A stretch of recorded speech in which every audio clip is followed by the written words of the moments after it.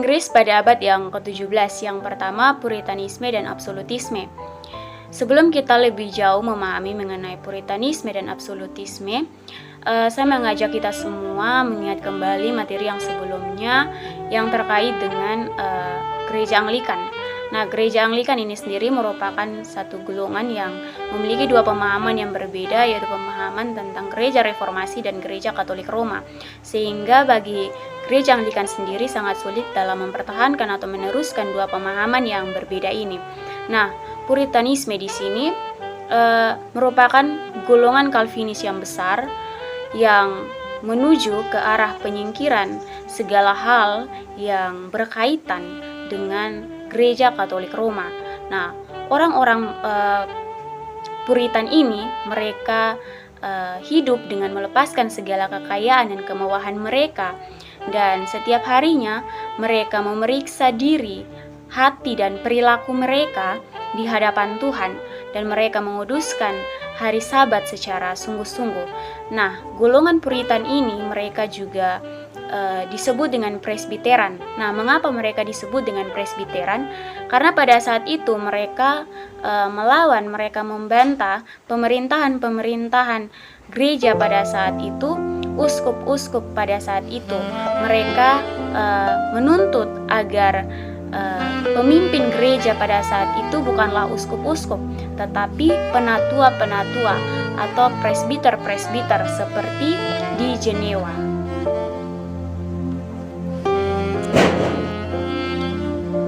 Pemahaman yang dikemukakan oleh golongan Puritan pada saat itu bertentangan dengan pemahaman Raja Skotlandia, Raja Jakobus I, yang merangkap pangkat raja di Inggris. Juga beliau ingin memerintah sendiri dan meniadakan pengaruh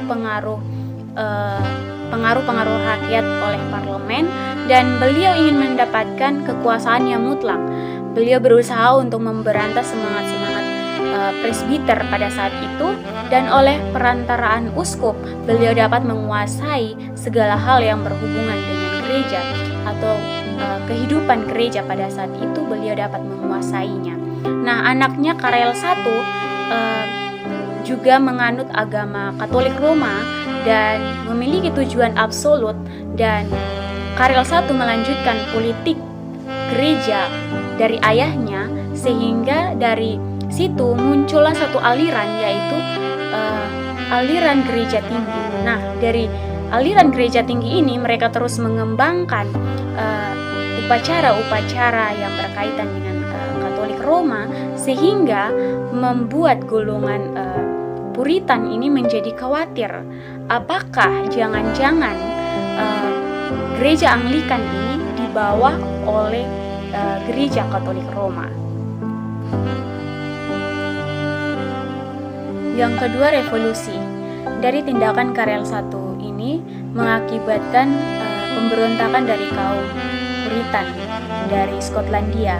Mereka mempertahankan apa yang menjadi keyakinan mereka. Dan untuk melawan mereka, Karel I ini membutuhkan uang, dan ia memanggil parlemen untuk bersidang pada saat itu. Tetapi parlemen tidak menjawab panggilan itu, melainkan parlemen terus menyerang tindakan politik dari raja. Golongan parlemen ini tidak menerima lagi kekuasaan mutlak di antara negara dan gereja, sehingga terjadilah perang saudara antara parlemen dan juga raja pada saat itu. Kemudian parlemen membantu kaum Puritan dalam membentuk sebuah sinode, yaitu Sinode Puritan Presbiter, yang disebut juga dengan Sinode Westminster. Dari hasil pekerjaan mereka, sinode mengeluarkan katekismus, kemudian mengeluarkan liturgia, pengakuan yang disebut dengan pengakuan Westminster, dan pengakuan Calvinis di kemudian hari dipakai oleh gereja presbiteran di Inggris dan Skotlandia dan juga Amerika. Kemudian pengakuan 39 pasal oleh Elizabeth, kembali diakui secara resmi dan dipakai oleh gereja Anglikan pada saat itu dan hingga saat ini. Yang ketiga adalah golongan independen. Nah, golongan ini merupakan satu golongan yang baru yang muncul dalam perkembangan politik di Inggris. Nah, golongan independen ini dalam teologinya mereka merupakan Calvinis, tetapi dalam program gereja mereka dalam kedaulatan yang mutlak dari masing-masing jemaatnya. Akan tetapi dalam golongan independen ada orang-orang yang juga menyampaikan pemahaman-pemahaman di luar golongan independen, dalam artian bahwa pemahaman-pemahaman yang berbeda, pemahaman yang lain seperti itu. Nah, golongan independen ini tidak memiliki cita-cita yang berbeda, tetapi yang bersatu. Nah, golongan independen ini juga berjuang sepenuhnya dalam keagamaan mereka, dan independen ini juga menuntut toleransi yang besar dalam asas dan juga dalam praktik, sehingga dalam pemahaman mereka dapat menjadi perintis jalan untuk zaman yang baru. Yang keempat, Oliver Cromwell. Oliver Cromwell adalah seorang independen yang menjadi panglima tentara parlemen. Beliau merasa dirinya terpanggil oleh Tuhan untuk melepaskan bangsa Inggris dari penghambaan raja.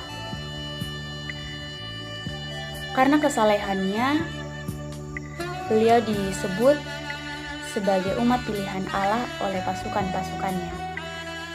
Dengan keyakinan dan penyertaan Tuhan, Cromwell bersama dengan pasukan-pasukannya dapat mengalahkan penindasan penghambaan raja pada saat itu, yaitu Raja Karel I.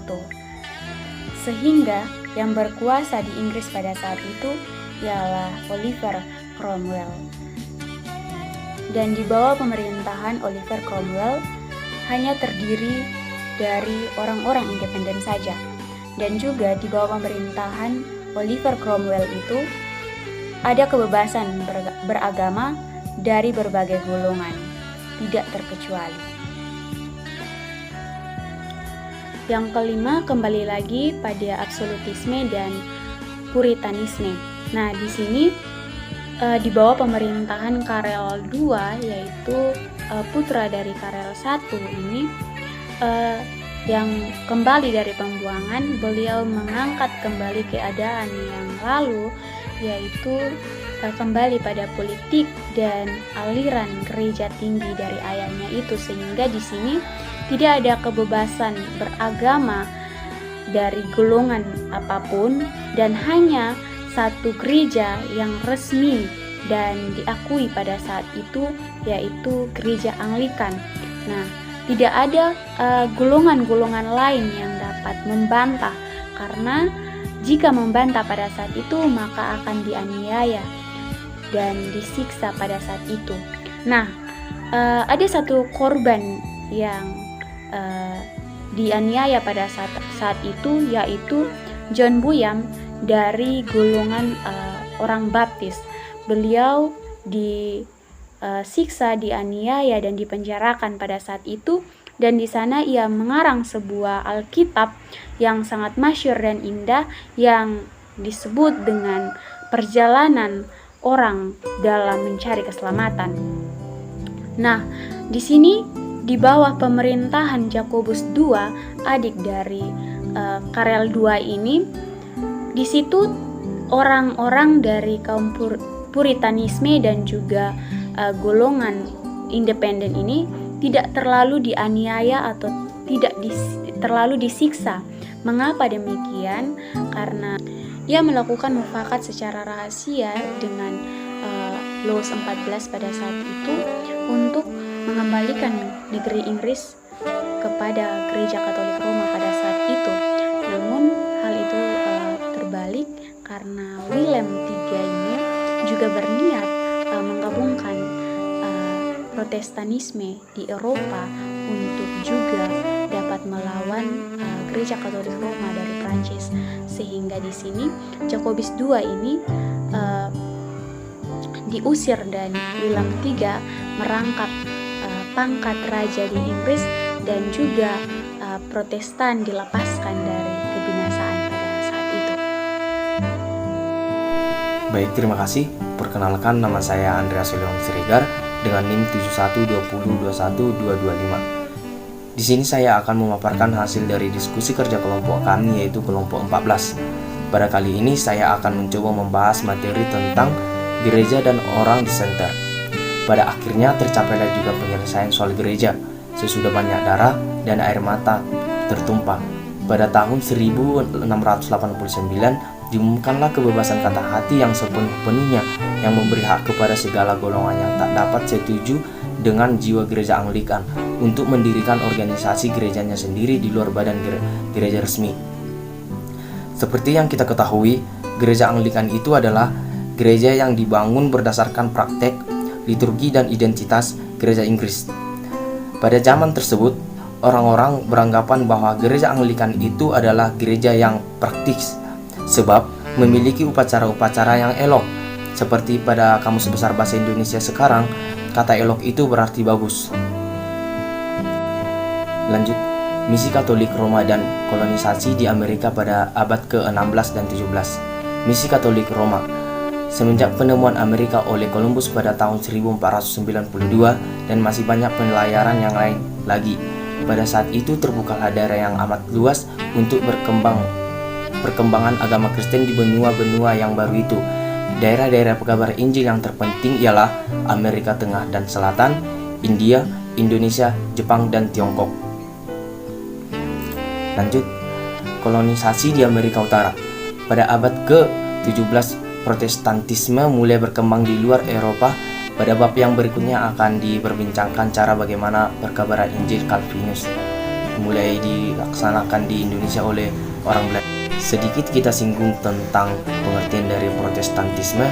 Protestantisme itu adalah sebuah demonisasi dalam agama Kristen, yang dimana demonisasi itu muncul saat setelah protes Martin Luther pada tahun 1517. Terima kasih. Baiklah teman-teman, saya akan menjelaskan bab 47 mengenai pekabaran Injil di Indonesia dari tahun 1500 sampai tahun 1800. Yang pertama, misi Portugal pada abad ke-16. Pada akhir abad ke-15, orang Portugis telah mendapat jalur laut ke timur. Vasco da Gama tiba di pantai India pada tahun 1948. Beberapa tahun kemudian, kapal-kapal Portugis mengunjungi kepulauan rempah-rempah, yaitu Maluku, untuk pertama kali, dan sejak tahun 1522 mereka tinggal di Ternate, Ambon, Banda, dan lain-lain tempat untuk berdagang. Misionaris yang pertama menginjakkan kakinya di pulau-pulau Maluku ialah beberapa rahib Fransiskan dan mendarat di Ternate pada tahun 1522. Tetapi oleh karena rupa-rupa perselisihan di antara orang Portugis sendiri, mereka segera terpaksa berangkat pulang. Lalu mereka mulai bekerja di Halmahera pada tahun 1534. Tetapi oleh kebengkisan pembesar Portugis, rakyat bermufakat untuk mengusir semua orang kulit putih dan memaksa orang yang sudah masuk Kristen untuk murtad lagi. Simon Jaff, seorang Peter Fransiskan, mati dibunuh oleh selaku Sayyid pertama di Maluku, yaitu pada tahun 1536. Setelah yang kedua, permulaan sending Belanda. Pada abad ke-16, segala benua yang baru ditemukan masih dikuasai oleh Spanyol dan Portugal Katolik Roma. Sebab itu, para pendeta Protestan tidak diizinkan untuk memasuki wilayah jajahannya. Dan pada tahun 1600, Belanda dan Inggris berhasil merebut kuasa di Laut Spanyol dan Portugal. Dan pada tahun 1602, dibentuklah kongsi perkapalan yang disebut sebagai VOC. Pada saat itu sangat sulit untuk mendapatkan seorang pendeta untuk pelayaran itu, sehingga diangkatlah VOC sebagai penghibur orang sakit yang menerima hak dari gereja untuk memimpin ibadah dan membaptis orang-orang. Sehingga para kaum Maluku yang beragama Katolik Roma sekarang masuk ke Protestan. Bagi Photius, tujuan pekabaran Injil itu ialah yang pertama, pertobatan kaum kafir, Muslim dan Yahudi. Yang kedua, penanaman dan pembentukan jemaat-jemaat setempat.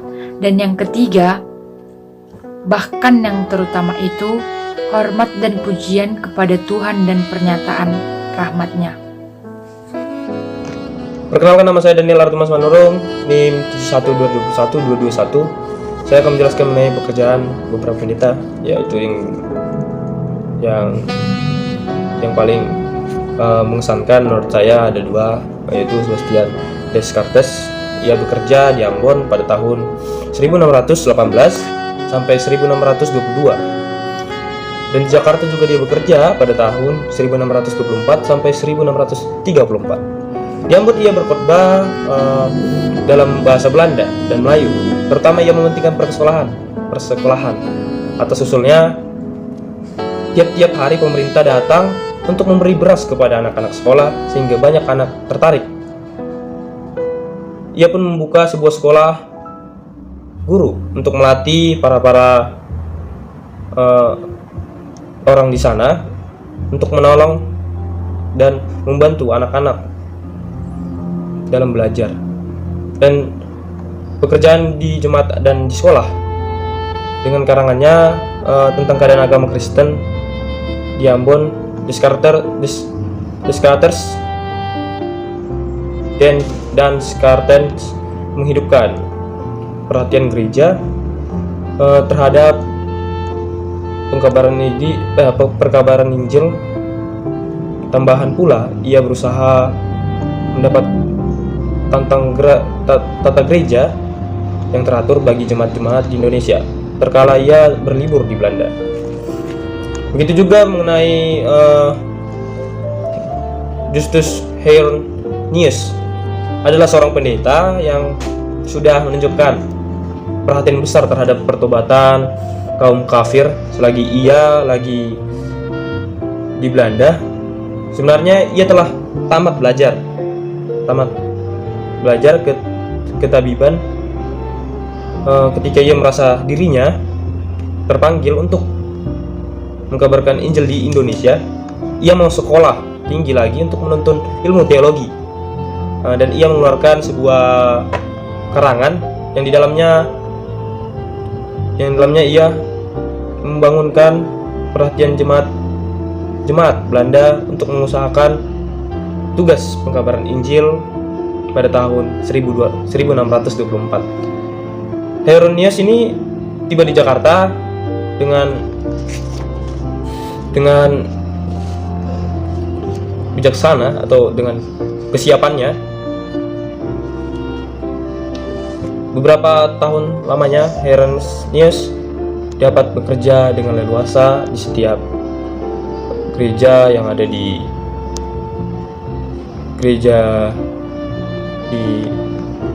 Jakarta. Jadi dia selalu mengkabarkan Injil di bagian-bagian Jawa maupun di Sulawesi. Baptisan dan pemisahan sakramen. Masalah-masalah ini banyak timbul bagi jemaat-jemaat. Begitu juga dengan khotbah, pengajaran agama dan disiplin. Itu sangat banyak yang protes.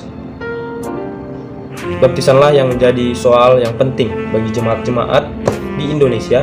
Pemecahan soal ini sudah tentu bertalian atau banyak yang merapat dengan cara mengembangkan gereja. Pada umumnya, nyatalah bahwa praktek penerimaan anggota-anggota baru dalam gereja adalah kurang sesuai dengan ajaran gereja secara teori. Tentang baptisan anak-anak, jikalau orang tua dua-duanya atau satu di antara mereka orang Kristen, memanglah anak mereka seorang panutan baptisan atau disebut patut dibaptis. Saudara-saudara atau anggota jemaat lain yang bukan pendeta sekali-kali tidak boleh melakukan baptisan, karena baptisan ini sakral atau butuh bantuan dari orang yang sudah memahami apa itu baptisan.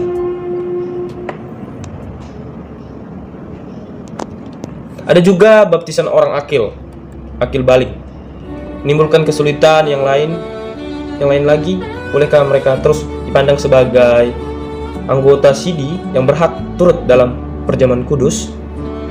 Selaku syarat baptisan pada umumnya dituntun penghafalan doa Bapa Kami yang sering kita setiap hari Minggu bicarakan itu di gereja, doa Bapa Kami, ke-12 pasal iman, dan ke-10 hukum Taurat. Akan tetapi tidak kebanyakan calon baptisan kurang memahami arti kalimat tersebut.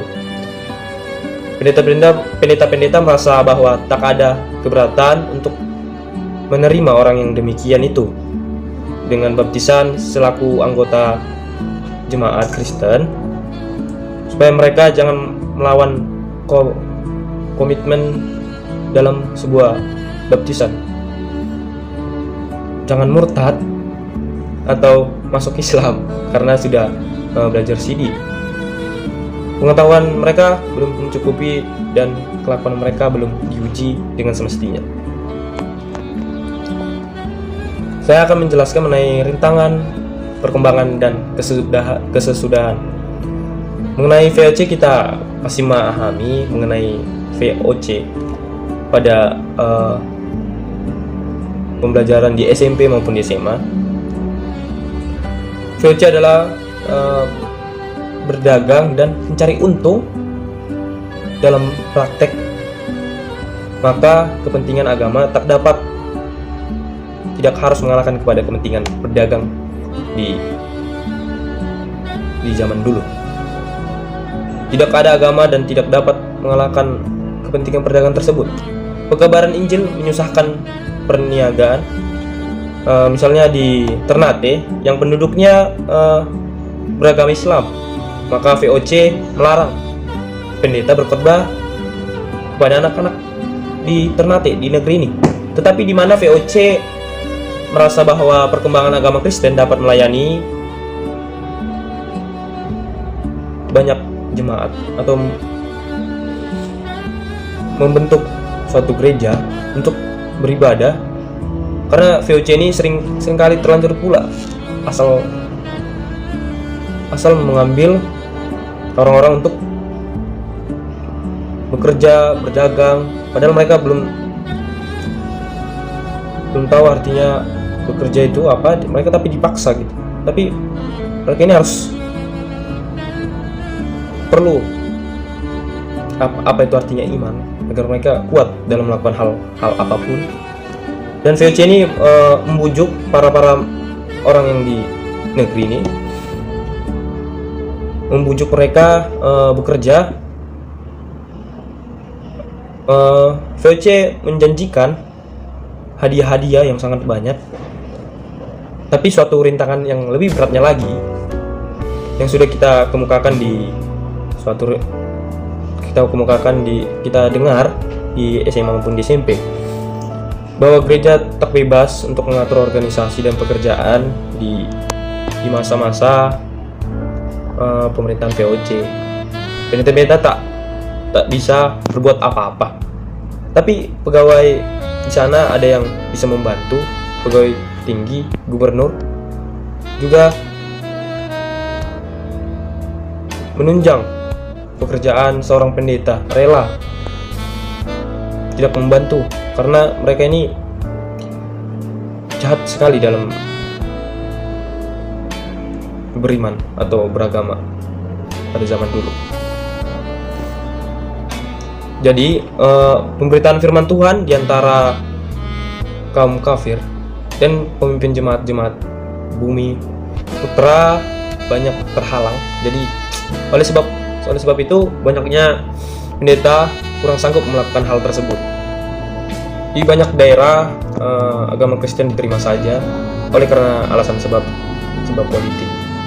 Anak negeri merasa bahwa masuk Kristen membawa keuntungan dan perlindungan dari orang Belanda di zaman dulu yang memegang kuasa.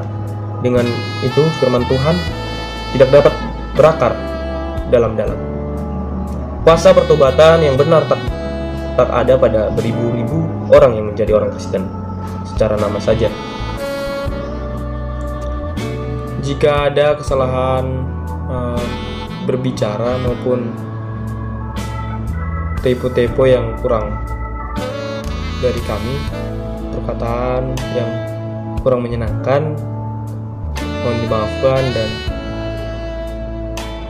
salam dari kelompok 14. Sekian dari kami, terima kasih, dan saya akan menyanyi pantun makan ikan sama nasi basi. Sekian dan terima kasih. Shalom.